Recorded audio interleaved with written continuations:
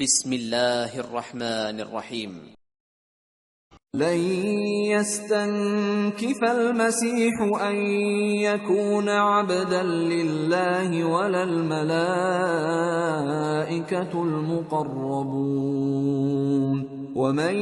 يستنكف عن عبادته ويستكبر فسيحشرهم إليه جميعا فأما الذين آمنوا وعملوا الصالحات فيوفيهم أجورهم ويزيدهم من فضله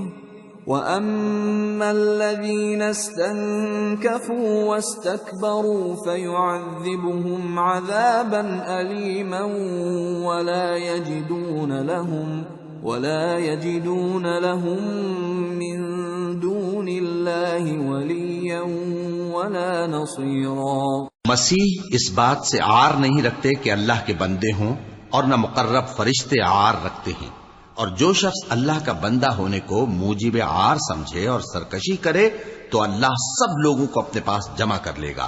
اب جو لوگ ایمان لائے اور نیک کام کرتے رہے وہ ان کو ان کا پورا بدلہ دے گا اور اپنے فضل سے کچھ زیادہ بھی عنایت کرے گا، اور جنہوں نے بندہ ہونے سے عار و انکار اور تکبر کیا تو ان کو وہ تکلیف دینے والا عذاب دے گا، اور وہ اللہ کے سوا اپنا کوئی حامی اور کوئی مددگار نہ پائیں گے۔ یا ایھا الناس قد جاءکم برہان من ربکم وَأَنزَلْنَا إِلَيْكُمْ نُورًا مُبِينًا فَأَمَّا الَّذِينَ آمَنُوا بِاللَّهِ وَاعْتَصَمُوا بِهِ فَسَيُدْخِلُهُمْ فِي رَحْمَةٍ مِّنْهُ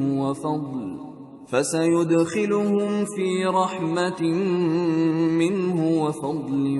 وَيَهْدِيهِمْ إِلَيْهِ صِرَاطًا مُسْتَقِيمًا۔ لوگو، تمہارے پروردگار کی طرف سے تمہارے پاس ایک بڑی دلیل آ چکی ہے، اور ہم نے کفر اور ضلالت کا اندھیرا دور کرنے کو تمہاری طرف راہ روشن کرنے والا نور بھیج دیا ہے۔ پس جو لوگ اللہ پر ایمان لائے اور اس کے دین کی رسی کو مضبوط پکڑے رہے، ان کو وہ اپنی رحمت اور فضل کی بہشتوں میں داخل کرے گا اور اپنی طرف پہنچنے کا سیدھا رستہ دکھائے گا۔ یستفتونک قل اللہ یفتیکم فی الکلالہ ان امرؤ هلك ليس له ولد وله اخت فلها نصف ما ترك وهو يرثها ان لم يكن لها ولد فإن كانت اثنتين فلهما الثلثان مما ترك وإن كانوا إخوة رجالا ونساء فللذكر مثل حظ الأنثيين يبين الله لكم أن تضلوا واللہ بکل شیء